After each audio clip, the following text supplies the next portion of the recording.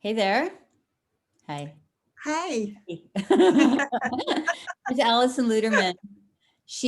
I could not take a stone and throw it to her house that way in Oakland, but if I had a really good arm, I could. But Allison is in Oakland and I'm in Alameda. And welcome to, Thank you. just 20 minutes of unpacking the unconscious and talking a little about poetry. Um, Yeah. yeah, so I'm really glad you're here and really glad that people get a chance to face with you a little bit more and Mhm. have a sense of you. I've shared your poems for years and years and years. Thank And with this community, I'm sure that there are at least three poems that I've like given them over the last 9 months during the you. pandemic, at least a couple. And I have some big favorites, Mm. which I'll remind people of because I think people have been so moved by the poetry, but I want them to know which poems are yours. So I'll refresh people's memories because we don't always remember the poet, but we remember the poem. Anyway, Mm. welcome. This is Alison Luterman. Yeah. And Thank I you. was saying to Allison before we got started that I think we've known each other maybe almost 20 years, and that I found It's crazy. one of your early books in the bathroom of my therapist, Gary Rosenthal. And I remember Yeah. when I found it sitting there at the toilet, I opened it up and I read a few poems and I thought, oh my God, I found a kindred. And I was just saying to Allison before we started rolling, like, should I say that or is that embarrassing? But we both agree that putting poetry That's by the no better toilet. place to read poetry. It's great. Right. It's like everyday enlightenment, and more people are going to see it as well. Um, Right. Keep a book of poems in your bathroom, right on the back of the commode. It's right, perfect. exactly. And at that point, like I was so moved by your work, I got in touch with you. You Mm. remember us having coffee. We even talked together, which was pretty Yeah, we cool. did. We co-taught. We could, Yeah. and also I think you had a book signing here in the I yard. generously gave me like a launching Yeah, party thing. it was It's just great. beautiful around the fire. But I think, Mm. my big sort of, heartbeat for you and Mm. poems are that I really feel like with all the good poetry that I'm drawn to, I'm learning something about myself. Like, I don't Mm. find your poems for me aren't like beautiful, pretty, oh, delight. No, your poems are like on the street. Really, your poems take Mhm. place with like on the concrete. We're in the urban world, and that's very grounding for me. And they're just lessons upon lessons. I can return to your work and I can know that that lesson is still working me. Thank So you. that's, I'm really happy to hear that. And as you're speaking, there's a garbage truck outside. right. I It didn't just hear it, but right. good. Well, it's funny. It reminds me that sometimes I think we have fancy ideas about the conditions. That Yeah, conditions should be just right. yeah. Not just for writing a poem, for living in the world, and No, I'm often writing. I mean, my neighborhood is very noisy, and so there's always like low riders going by with, the stereo cranked up really loud, or there's trucks, or there's motorcycles, because there's a Hells Angels bar around the corner. yeah. So And yeah, it's all not those things. exactly a Oliver ideal here. No, it's not, it's not like, under the woods, the calming of the, in fact, No. all those pieces and parts enter your poetry. You have Yeah. poetry about your neighbors, and they all sort of stand for something in our world. They are your world. Yeah, and that seems to be my source, for better for worse. And I do love nature, and I do go up to the hills a lot, but there's a lot to write about right here too, right on my street. I'm really dedicated to my neighborhood. Yeah, and I think that's what I am really always supporting my own students in, Mm. is taking the here and now and not waiting for a better thought or a better idea or a better mood internally, but sort of just taking the mulch and just working it.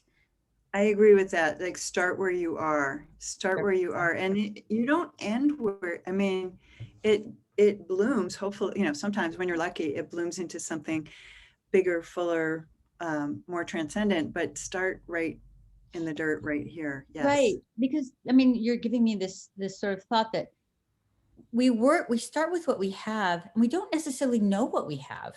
We have these Right. bits and pieces, but we sort of mull it and discover what it is. If we're drawn to it, it's possibly something bigger.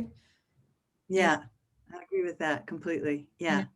And sometimes we're putting things together. It's the juxtapositions. You start with where you are, the little thing, and then there's a memory that comes in, or there's something from the outside world that comes in, and together, it creates a collage of stuff that is unexpected as it unfolds. It's also our minds are very associative. Like if you've ever tried to sit in meditation for 10 minutes, your mind can go to 1,000 different places in 10 minutes, a million places. It's just what minds do. They associate, they travel. And so you've got enough right there for a poem.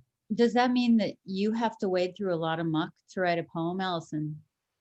That's a great question. Sometimes, I mean, I don't really wade through the muck. I include the muck, and then afterwards, I see what part of the muck relates to the poem and belongs in the poem, and then some of the muck doesn't belong in the poem, and so I just Mhm. edit it out, but without blame or shame. I don't go like, oh, that's terrible that that muck got into the poem. It's just like, no, this muck doesn't belong in here because it doesn't, but I'll say, maybe save it. It could relate to some other poem that I may write later, so Right. You're the one who taught me about the compost pile. compost, absolutely. It's all compost. Nothing is wasted. It just, there's a big compost heap of, lines that I've cut and poems that I've worked really hard on that never quite flew, but Uh-huh. And they yeah. get filed in the compost. Yeah. And they're also filed on my computer under, various like file names, like, old poems or new poems, or I don't know, I've got like 5 different files, that pretend to be organized, but yeah. And then, it's funny, we were talking about what we were going to do in this interview, and I haven't done anything so far that I said I was going to do, but I just have to stay with this for 1 second. Yeah. One of the things that's really hard for a lot of writers is to keep going, especially in the beginning of something, Right. when it's possibly quite mucky or it doesn't feel like it's going anywhere. And is this what's your relationship at that point? First couple times you're taking a stab at something and you feel like you might be in that place. How do you keep going? And what's your feeling about that for yourself? How do you do it? Um, yeah, I know you talked about that, and I would say I'm terrible at answering questions about process because I don't know exactly. I often stop. I mean, honestly, Uh-huh. if, Yeah, I if want to you hear want that. the truth, yeah, I might get, okay, so here's my philosophy that could work, I think, is give yourself a round of applause for the tiniest, tiniest thing. You got one line on paper, great. You're a champion. You Mhm. got like 4 lines, great. And now, if you need to get up and water the garden or make Mhm. yourself a cup of tea or walk around the block or whatever, you can do that and you can come back, or, it'll still be there. I mean, Mhm. Gotta some come back though.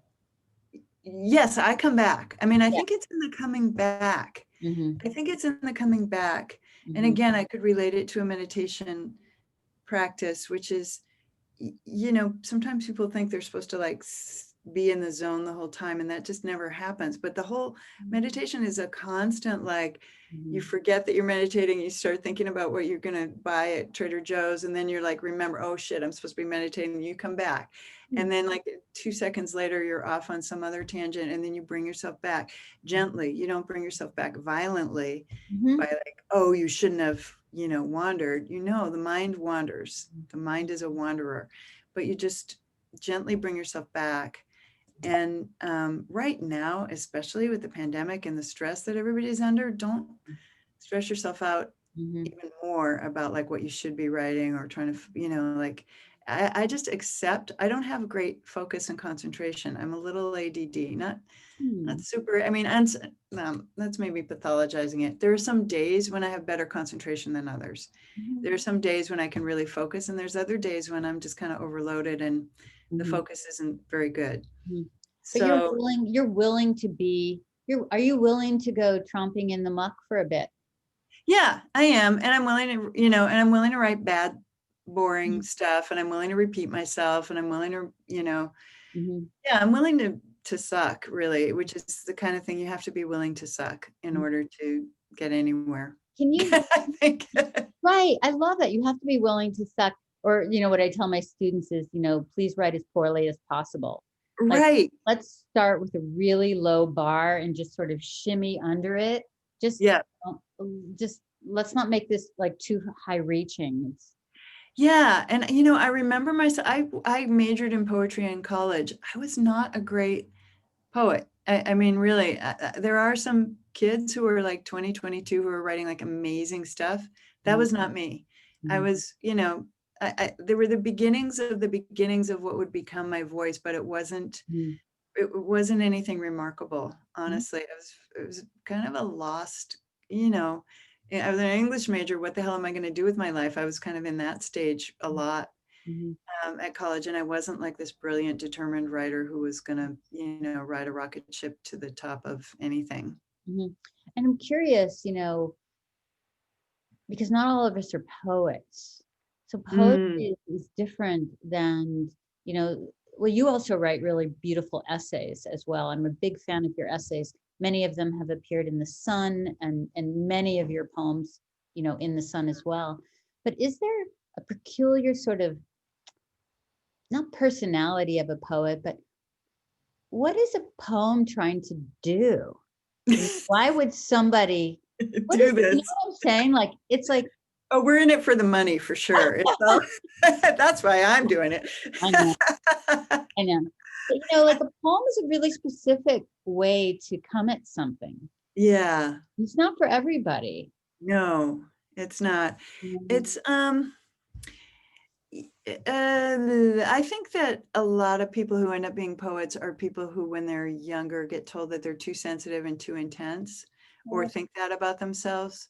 And that was definitely, I was too intense, and I really fell in love with poetry because the intensity that it embodies, it's very distilled, it's like, you know, whiskey, no ice, or pomegranate juice, just really this distilled thing that it's kind of a shot in the heart, and Mm, the intensity of that spoke to me. And I grew up in a suburban environment in which that wasn't really the dominant theme. It's like people were professionals and they were successful and, all, yeah, and right. And all that. And I had a lot of emotional stuff, and it was the language that I found that I could mhm. speak, that it would say, I think it saved me psychically in many ways. And you're reminding me, what I had said earlier to you before we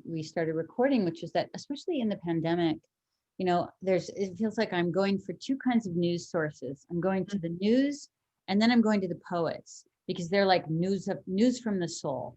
Yeah, And yeah, and the thing that, the poets have said, and I really agree, it's like poetry is perfectly suited for the pandemic because we've had, and we're still sort of in so many months of mystery and hmm, that unknown place, which poetry seems to be able to make itself comfortable in that yeah. in that sort of more mysterious, less bullet pointed kind of place. Yes, the not knowing, and you have to be willing to enter a poem, or enter the writing of a poem without knowing how it's going to turn out. I mean, if you have a predetermined, I mean, it's one of the things I teach is to try and not predetermine your Mhm. ending in a poem. Let it be Mhm. open ended. Don't be going for a punchline Mhm. necessarily, because whatever the punchline is that you thought you were going for, Mhm. that's limiting where the poem itself might want to go. Mhm. Um, Mhm. which you're not in control of Mhm. completely. That's great. I know that.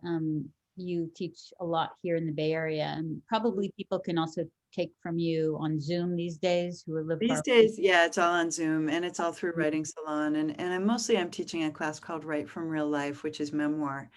And Mm, I love teaching prose, even though I practice poetry. I mhm, find it hard to teach poetry. Not that, I mean, mhm, I have done it mhm, and I'll do it again. Uh, Poetry is kind of, I mean, mhm. it's a transmission, that, Yeah. you know what And I mean?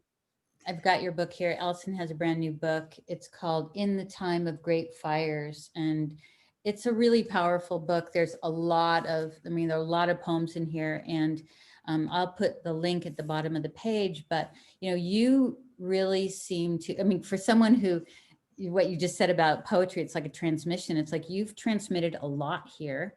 And you, so many of these poems are poems about the things that are going on around in our lives, and not just yours personally, but you've written about school shootings, the California fires, the election, a lot of really political poems going on here. And I know you're going to read something for us in a bit, but I'm just wondering, you know how I mean, you've really taken on these very serious matters. Mm. And they do feel really political. And do you feel political about them? Like, do you get hot and bothered about this stuff? I How do do. you? Yeah, I do. I get hot and bothered and I get, yeah, Carolyn Forche, who is a great poet, and she wrote The Country Between Us, and she edited an anthology called Against Forgetting, which is all about, political poets from all over the world. And she said, if you want to write political poetry, you have to kind of be a political person. Like, Mm, I'm not as much of an activist. I mean, I know some real activists, like mhm, people who are like, that's their life. mhm, And I spend a lot of my energy teaching and right. I mean, so I don't put out the kind of energy toward activism that I mhm, witness in other mhm, people, but I do think about that stuff a lot. Yeah. mhm. Do I you? know I'm in a really privileged position too, to be able to even, Mhm, sit here in my house and write poems. I mean, there's a lot of people who have a lot to say that don't have the luxury of time and space and, resources to be able to put it out. mhm. Do you feel, you know, this question I've asked people, what is the poet's job? Mm. You feel like it's like there's this sort of scribe part of you, or are you just moved by this stuff? If you had asked me that question a couple of years ago, I would have said, "Oh, I'm just moved by it, and it's all," Mhm, and I would have I would have disclaimed mhm. the poet's job thing, because I don't like to. I don't want to be pretentious. I don't want to say yes, and I'm speaking for the people. Right. Blah blah blah. I don't want to put myself in that position. But yet, when I'm hearing from people, I'm getting email. I'm getting a lot of email actually from people saying that these poems are useful to them, and which makes me happy, so happy. And it Mhm, also makes me feel like I want to be useful, continue to be useful, and continue to find ways to speak. mhm, And, I'm just a human like mhm, all of us, and the pandemic is getting to me like it's getting to all of us. And I'm, feel kind of raggedy some days. mhm, And sometimes I don't feel like I've got, mhm, what can I say now? We've been in this thing for 9 months and blah, blah, blah, blah, what can I say? But when people do write to me, it helps me mhm, realize that, oh, there's something I can do. mhm, There's something I can offer, mhm. as well as, giving money to the food bank or, serving in whatever way I can. This is also a service that could be useful. Well, I think so. Back to that sort of news of the soul, news from the soul. Hmm. That we sort of live out here, but we're living inside here.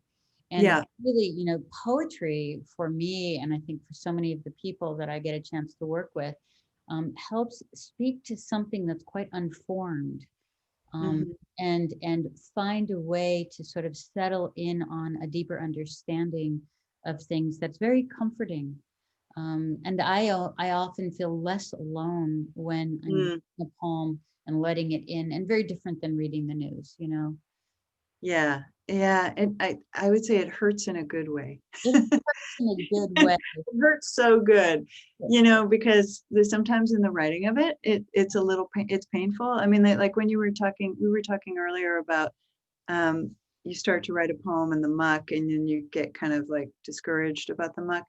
I mean, I would say also that sometimes there's an emotional thing moving below the surface that wants to be articulated, but that has pain in it, and it's painful to get there. It's like therapy, you're Mhm. going for something, but you're defending against going there at the same time because you don't, it's going to make you cry or it's going to make you feel raw and vulnerable again, and you don't want to feel that way. When I say you, I mean me. Yeah, yeah. you know, so I found that with, when I'm really wrestling with a poem, I'm not actually in an elevated state of bliss. I'm often in a kind of raw state like you are when you come out of a therapy session and you've Yeah. just been some gnarly stuff.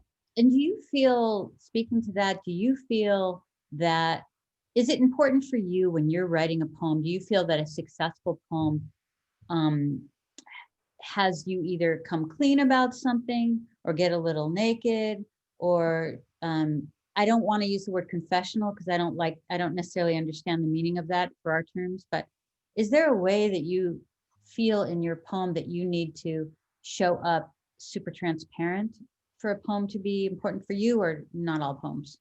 Not every single poem. I mean, in the book, there's some where I'm pretty naked, and there's others where the focus is more on the outer world, and it's not quite so Yeah. much. I'd say when I was younger, it was, all me all the time. you know, and that or not even really though. No, I was always observing, but Mm, I'd say I go through periods when that's what the work is in mm, front of me, and then I go through other periods where the mm. focus might be not on that, but I always have to be in touch with it. Oh, that's really great. You always have to be in touch with it, whether or not it's going to surface in a poem or not. Yeah, exactly. I love that. And I'm going to ask you one or two more questions, and then I'm going to have you read and talk about the piece. But, Yeah. a lot of people who I work with, um, sometimes they feel that they're circling the drain with, my feelings, me. Same And old. yeah, and I always want to help people to sort of lift up from that, Mhm. include the self that is experiencing and writing. But what would you say to that? I'm sure you've had many students who felt like this is just me circling the drain again. You know, Yeah. about observation? Is it about letting the world touch you? Well, if they're writing a poem, if that's specifically the form they're in, I remember a workshop I was at your house, taught by Dorianne Lux, who I think is one of the master teachers that I've ever sat with. And she would do this thing where she'd give us a list of 10 words to just throw in, that she would generate herself, Hmm. and challenge us to use those in a poem. And that would just sort of interrupt the vocabulary, I mean, it would expand, because we have access to more words than we use. And we Hmm. tend to kind of, yeah, we do tend to kind of go back and forth over the same ground over and over and using often the same language. Mhm. So if you import some language in the form, even in the form of a word list, like here's 10 words. See if you can incorporate these into your poem, but don't put it on like a heavy Yeah. must do thing. Just hold it lightly Mhm. as, hey, if you want to break up your habitual pattern, this could be a way to do it. Or, giving assignments like, put something yellow in your poem and put something, and include a line of song and include words from a headline or whatever you want to do to just, Mhm. Mhm. encourage people to pull from Mhm. a wider grab bag of stuff than they might be doing. Those words, those 10 words, did we generate them ourselves or did she give them to us? I believe she generated them herself, and I got a really good poem out of that afternoon at your house. It was Mhm. well worth. I mean, I find Dorianne to be just a magical teacher for me. Everybody has like the teacher that, really does Yeah, it for them.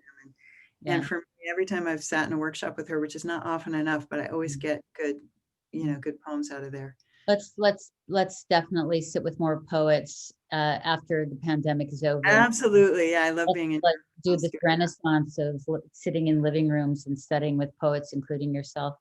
Um, Yeah, knee to knee with other people who are working on the same. I miss that. yeah, we love it. I want you to read a poem and just talk about the process, but could we just see that yellow notebook, that yellow piece of Oh, yeah, paper? yeah.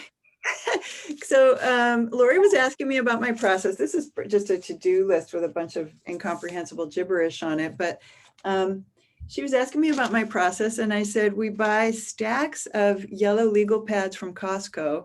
There's like a huge stack in our laundry room right now, and I have like 10 of them going at any given time, floating around my study and around the house. And the poems get started here, and then they eventually migrate into the computer mostly. Sometimes they get started in my journal longhand, but they're harder to find. In a journal, like you have to like page back and find them, and then you have to keep the journal open while you're typing. So I find the yellow legal pads For it. Yeah, me too. I better. me too. I love how big they are and that there's so much, and I don't feel that I have to be precious with this paper. It's Right.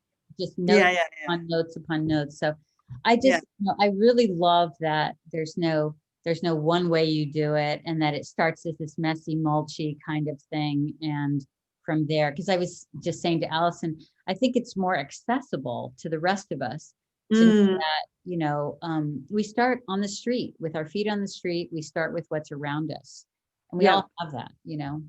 Yes, absolutely. And yeah, I do really love these yellow legal pads. You want to write more.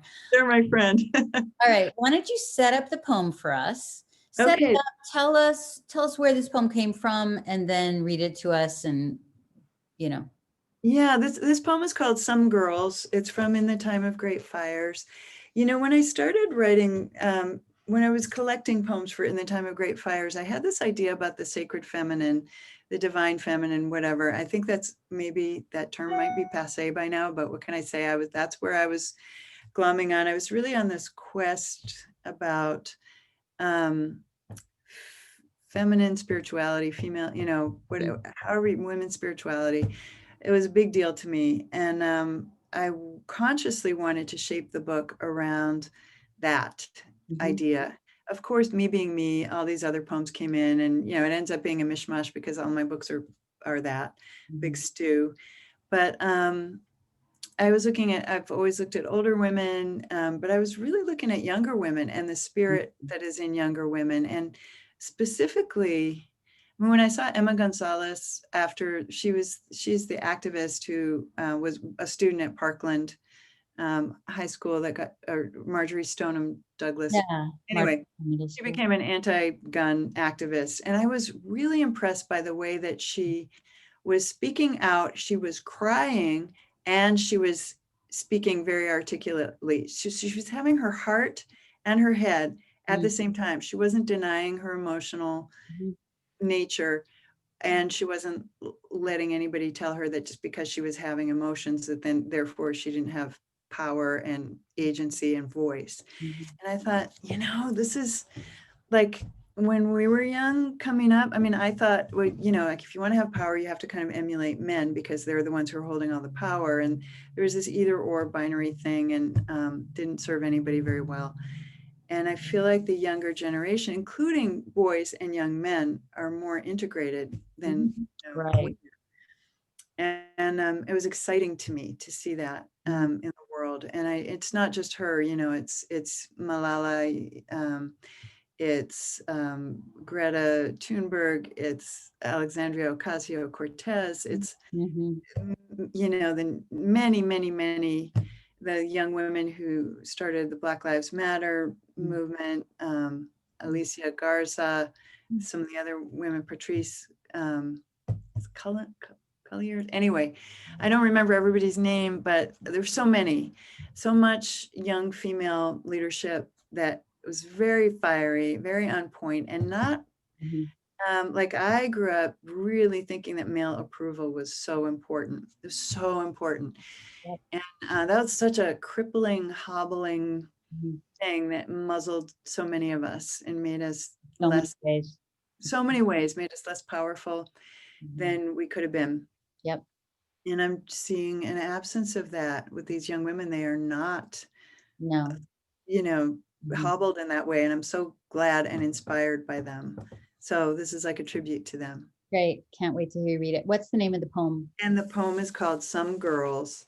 And it was actually Naomi Shihab and I picked it for, it was in the New York Times Magazine in August. That was so great. And that was really exciting. Some girls. Some girls can't help it. They are lit sparklers, hot-blooded, half naked in the depths of winter, tagging moving trains with the bright insignia of their fury. I've seen their inked torsos, falcons, swans, meteor showers, and shadowed their secret rendezvous, walking and flying all night over paths traced like veins through the deep body of the forest, where they are trying on their new wings, rising to power with a ferocious mercy not seen before in the cities of men.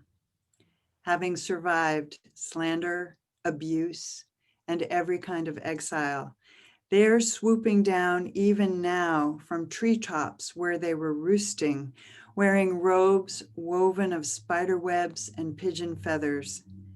They have pulled the living child out of the flames and are prepared to take charge through the coming apocalypse.